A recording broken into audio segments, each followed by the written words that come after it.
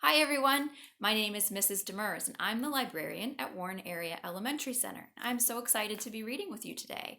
I'm going to read you two stories and they are both legends. Do you know what a legend is? Can you think of what you maybe know about Paul Bunyan or Johnny Appleseed or Robin Hood or Ali Baba or King Arthur? You heard of King Arthur and the Knights of the Round Table or the sword Excalibur? We're going to look at him second. First, we're going to look at a really silly legend of three famous legendary characters called rock, paper, scissors. Did you know that can be a legend? So a legend is any long told story. It's based originally on a true character, and then as the years go and it's passed around from one culture to another, some things got exaggerated and facts became sort of fictional, and we're not really sure anymore sometimes what is true in some of these legends. This one is one of my favorite legends to read, and it is called The Legend of Rock, Paper, Scissors. It's written by Drew Daywalt and illustrated by Adam Rex. This is a really fun story. We'll read this, and then we will read The Legend of King Arthur. All right, so let's start with our silly one, The Legend of Rock, Paper, Scissors. Long ago, in an ancient and distant realm called the Kingdom of Backyard, there lived a warrior named Rock. Rock was the strongest in all the land, but he was sad because no one could give him a worthy challenge. Rock traveled to the mysterious forest of over by the tire swing, where he met a warrior who hung on a rope holding a giant's underwear. Drop that underwear and battle me, you ridiculous wooden clip man! I will pinch you and make you cry, Rock warrior! The clip man. Rock versus clothespin! Rock is victorious! Even though he had won, Rock was still unsatisfied. So he journeyed on to the mystical tower of Grandma's favorite apricot tree, and there he was met by an odd and delicious fruit. You, sir, look like a fuzzy little butt. What? I challenge you to a duel. Then let us battle. Rock versus apricot. I will beat you, Rock, with my tart and tangy sweetness. Who do you think's gonna win that? Rock is victorious! Ugh, I'm smooshed. And yet smooshing you has brought me no joy. Are you not entertained? They were entertained, but the battle had been too easy. So Rock left the kingdom of Backyard, still in search of a worthy foe. Meanwhile, in the empire of Mom's home office, on lonely and windswept Desk Mountain, a second great warrior sought the glory of battle, and his name was Paper. Even though he was the smartest warrior in all the land, he was also sad because no one could outwit him. He set out across Desk Mountain to find his match, and there he met a large and square monster. Can you tell who that large square monster is on the desk? I gobble up the likes of you and spit them out every day, little Paper. Oh, then taste my fury, giant box monster. Paper versus computer printer. No, not a paper jam. Paper is victorious. Having beaten the fiercest fighter of Desk Mountain, Paper climbed down to the pit of office trash bin, where he battled the most terrifying horde of creatures in all the land. The half-eaten bag of trail mix. Paper versus half-eaten bag of trail mix. Ah, foul wizard, he's blotted out the sun. Run for your lives, laddies. You tell what the sun is? He's blotted out the sun. That's the lamp on the desk, right? Paper wins again! Can no one beat me? And so, with a heavy heart, Paper departed the empire of Mom's home office.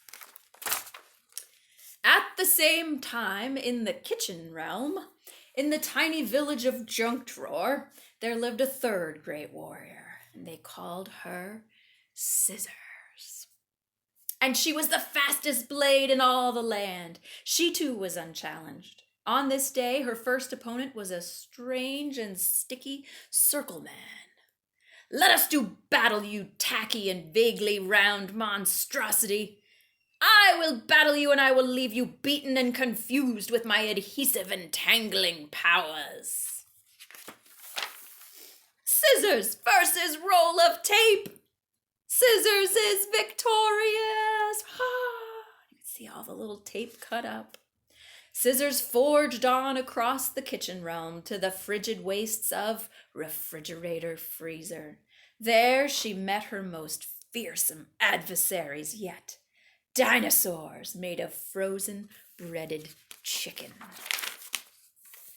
I have come from the far reaches of kitchen to battle you, O bizarre and yummy breaded dinosaurs. Bow before our child-pleasing shapes and flavors, sword master. No one can resist our crunchy awesomeness. Scissors versus dinosaur-shaped chicken nuggets. Dinosaur-shaped chicken nuggets win? No! Wait! No, they don't! Scissors is victorious again! Am I so good that not even dinosaur-shaped chicken nuggets can beat me?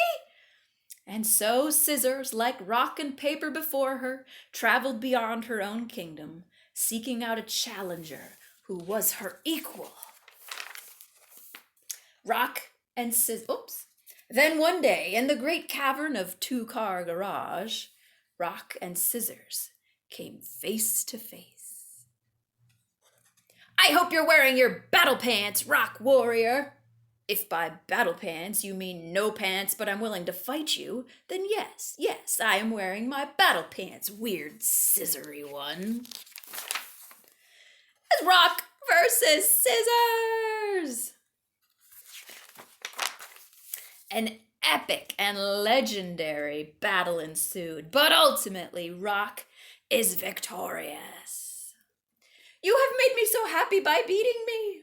I wish I felt your joy, Scissors, for I have yet to meet a warrior who can beat me. But we know who beats Rock. Hi there! There's Paper. Those are fighting words! Wait, what? Rock versus Paper! Dunk.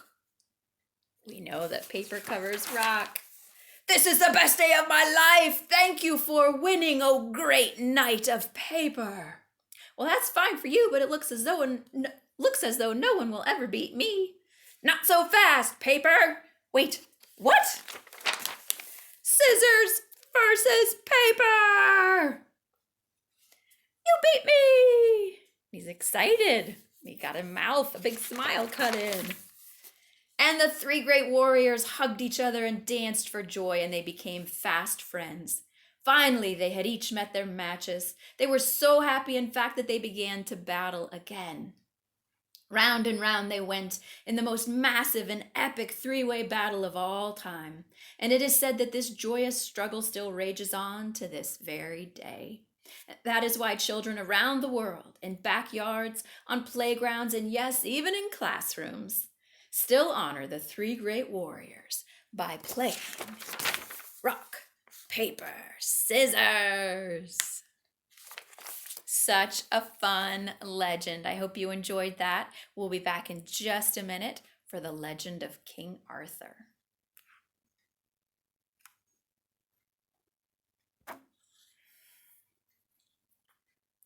So we're ready to read the legend of King Arthur. This book is called Swords, Sorcerers, and Superheroes, and it is written by Tony Bradman and illustrated by Tony Ross. Now this book includes many different legends. In the beginning, we have what we call a table of contents, and we can see can pick and choose which story we want to read. And we're going to read The Magical Sword, the story of King Arthur's beginnings. And we can see a 16 after it. And that tells us, what? Do you know what the number means? That means we start on page 16. So we're going to skip the first story, and we don't have to read any of the others to understand this story. So we're going to skip to page 16, and this is The Magical Sword, the story of King Arthur's beginnings. Do you remember the sword's name? His name is Excalibur. He's a very important part of the legend. Long ago, when Britain was in a dark age of war and famine, a young boy called Arthur lived in the West with his father, Sir Ector, and his big brother, Kay. Sir Ector was a chieftain, and they had a fine castle, so they were safe and they had plenty to eat.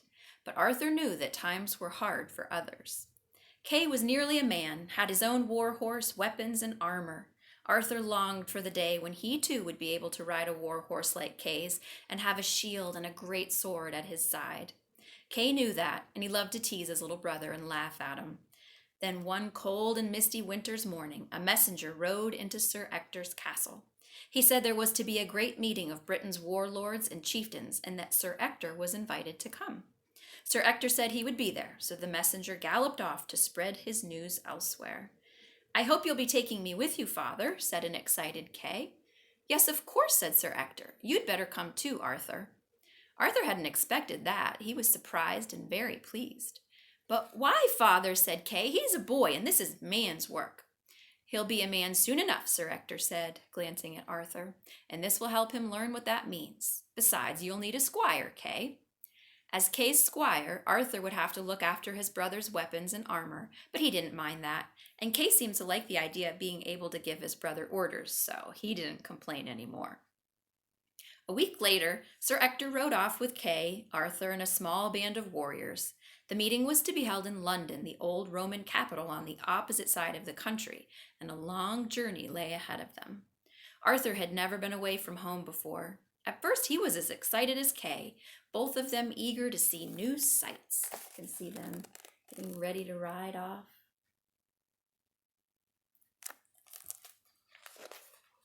But the further they traveled east, the worse things looked. They passed through burnt villages and fields and towns, and wherever they went, the people were hungry and scared. "This is awful, father," Arthur said eventually. Kay was riding with the warriors, but Arthur was beside Sir Ector. Arthur was very upset by what he was seeing. It was like riding through some kind of terrible nightmare, he thought. "I don't understand," he said. "Why are things so bad everywhere?" "Well, it started when the Romans left us to defend ourselves," Sir Ector said quietly, his face grim. "The Saxons invaded, and they've been spreading from the east like a plague ever since, killing our people and taking the land. And the warlords made it worse by squabbling and fighting with each other." "Well, why don't they join together to fight the Saxons?" asked Arthur. "Because none of them trust any of the others," said Sir Ector, "and no one has been strong enough to make them listen to reason, not since the days of the last king, the great Uther Pendragon. But even he couldn't keep them under his control for long enough to sweep the Saxons from our shores." "What happened to him, father?" Arthur asked. "Did he die in battle?" "No, Arthur," said Sir Ector quietly, turning towards him as he spoke. Arthur could see Sir Ector had a strange look on his face. "It's thought that some of the warlords plotted against him and that he was poisoned along with all of his family, but nobody has really ever known the whole truth." They rode in silence after that, Arthur thinking deeply. He wished that he could do something to help, but what power did he have? He was only a boy, still too young to achieve anything in the world of hard-working men and war. "So who has called this meeting, father?" Arthur asked after a while. "I don't know," said Sir Ector, "but I do know this might well be our last chance to save ourselves, although I doubt that the warlords will agree." And then Kay came riding up, and Arthur asked no more questions. A few days later, they arrived at the gates of London and entered the city. Most of the old Roman buildings were ruined, and the streets were crowded with hard, tough men, the warlords of Britain and their followers, their eyes cold, their faces scarred from battle. Distrust hung over the city like a fog. "Wait here while we find out what's happening," Arthur said Sir Ector. Then Sir Ector strode off with his warriors and Kay, leaving Arthur to guard the horses. Arthur noticed Kay's sword hanging from his saddle. Suddenly Arthur was distracted from his watching by the sound of loud, angry voices. He left the horses to see what was going on, and a tall, dark figure in a hooded cloak brushed by him as he did so, seeming almost to glide over the cobblestones like a ghost. Arthur stopped and shivered, the little hairs on the back of his neck standing on end as he watched the figure slip away. Then he shook his head to clear it and carried on in the same direction he'd been going before. And there is our figure. Two warriors had been arguing, but by the time Arthur reached them, they had settled their differences and moved off. Arthur quickly returned to the horses, suddenly feeling worried. One look told him Kay's sword wasn't hanging from his saddle anymore. Just then Kay himself appeared, alone. "Father sent me back for my sword," Kay said. "Where is it?" "I don't know," Arthur said. I think it's been stolen." "Well, it's your fault," Kay snarled at him. "You're my squire, and you were supposed to be looking after it, so you'd better find me another sword, and be quick about it, or I'll tell Father how useless you are." Arthur ran from his brother. Night was falling, and Arthur wandered the gloomy, ruined streets of London. Men were clustered around their campfires for warmth. Arthur wondered how he could have been so careless, and where he could possibly find another sword to replace the one that he had lost. And then he bumped into that tall, dark, hooded figure for a second time. "You may find what you seek in there," said the hooded man, and he pointed beyond him. Arthur looked and saw a large pavilion in a nearby courtyard. When he turned around again, the hooded man had vanished into the darkness. It seemed even stranger than before, but though the hairs on the back of his neck stood again, Arthur didn't stop to think about it. He slipped into the pavilion. It contained a block of stone surrounded by tall candles that cast a golden glow. There was some writing carved on the stone, which Arthur ignored. He was too busy looking at the sword sticking into it. Arthur grabbed the hilt and pulled, and the sword came out smoothly. A tingle shot up his arm, but Arthur ignored that too and went to find Kay. So here is Arthur in the pavilion with the sword. Do you remember the name of the sword I told you? Excalibur. "Now that's what I call a sword," said Kay, grabbing it without saying thank you. Arthur hadn't noticed quite how good a sword it was, with its jeweled pommel and its fine steel blade that seemed to catch the light, any light. But when the boys found their father, Sir Ector noticed the sword immediately. "That's not your sword, Kay," he said. Sir Ector wanted to know what had happened to Kay's own sword and where he'd gotten the other. Kay blustered, claiming he'd swapped his old sword for the new one. Sir Ector obviously didn't believe a word of it, and Arthur finally told their father the truth. "Take me to this stone, Arthur," said Sir Ector. "I want to see it." Arthur did as he was ordered. The three of them went through the dark streets to the courtyard, and the pavilion was the same as when Arthur had left it, the block of stone standing inside, the candles still burning, no one else there. But now Sir Ector stood in front of the stone and read the carved writing aloud. "He who draws the sword from the stone is the true-born king of Britain." "Arthur was lying, Father," said Kay, quickly stepping forward. "He didn't pull the sword from the stone. It was me, so I must be the true-born king." "Well then, it should be easy for you to perform this miracle once more, my son," said Sir Ector. "Put the sword back in the stone and pull it out." Kay placed the tip of the sword on the stone and it slid into the hilt with a clang. Then Kay pulled. Nothing happened. He pulled till his face was red and he groaned, but the sword still wouldn't move. Then Sir Ector tried, using all his strength, and still the sword stayed stuck in the stone. "Now you try, Arthur," Sir Ector said at last. Arthur gripped the hilt in a daze, gave the gentlest of tugs, and the sword came out smoothly. Arthur felt that tingle in his arm again, but far more powerfully. He stared at the sword, spellbound by its beauty, and then he saw that his father and brother were kneeling before him, their heads bowed. "Why are you kneeling before me?" Arthur said. I can't be king." "Ah, but you can, Arthur," said a loud voice. "The proof is in your hand. You are the true-born son of a king, and you will be king of the Britons." Arthur looked around and saw that tall, hooded figure for a third time. The man threw back his hood to reveal a face that was both old and young, his eyes a deep forest green, his white hair swept off his high, pale forehead. "Now before I say his name, do you know this character? He's also a legend, a wizard. Merlin, said Sir Ector. I should have known you were behind all of this. Arthur had heard tales of the legendary Merlin, although till that moment he had never suspected the wizard might actually be real. Arthur, however, was more interested in what Merlin had said than in the wizard's name. But Sir Ector is my father, Arthur said, and he isn't a king.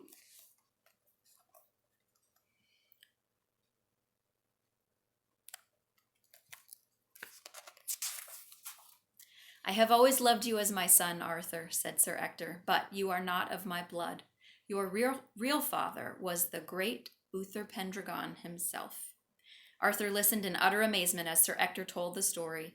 Uther had known of the warlord's plot against them and had asked Merlin to save his baby son. So one dark windswept night, Merlin had spirited Arthur away to Sir Ector's castle. Sir Ector had already agreed to bring up Arthur as his own son and had never told anyone that Uther Pendragon was Arthur's true father. I thank you from the bottom of my heart, Arthur said at last. He was deeply moved at the thought of what Sir Ector had done for him, and I swear that whatever happens in the future, I will always think of you as my father, and you, Kay, will always be my brother, if that is your wish. Kay smiled at him and said it was, and the three of them joined hands. I've long kept watch over you, Arthur, said Merlin, and the time has come for you to take your rightful place. It was I who called the warlords and chieftains together, so you could show yourself to them as their king. We need a leader, someone who can unite us against the Saxons once more. And there is Merlin talking to Arthur.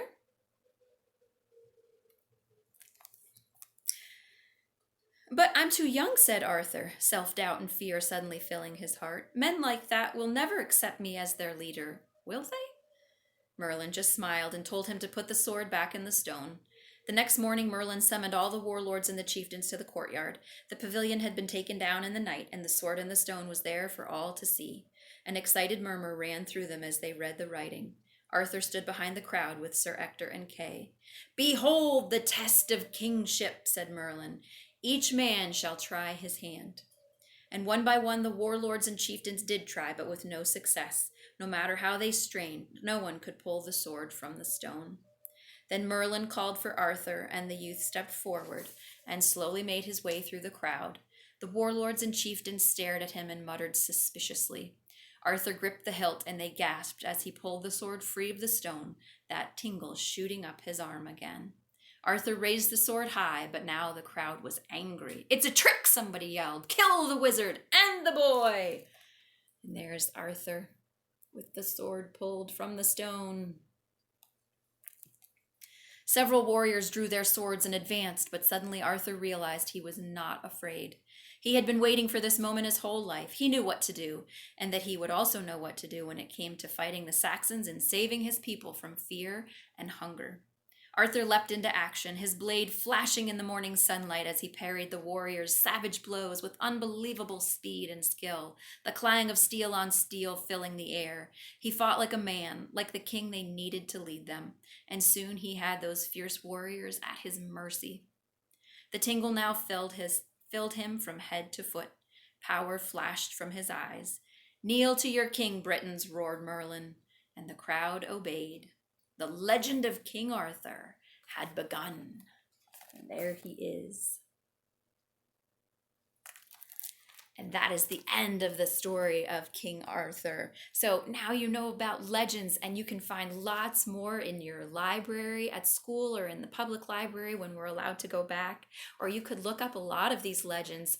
They have some wonderful stories and videos on YouTube that I found. So ask an adult to help you before you head over to YouTube, and you can find some legendary stories or videos to read or watch. Remember, we have Johnny Appleseed and Paul Bunyan, Ali Baba. You could look up Robin Hood. And there are a lot more videos and stories about the legend of King Arthur as well.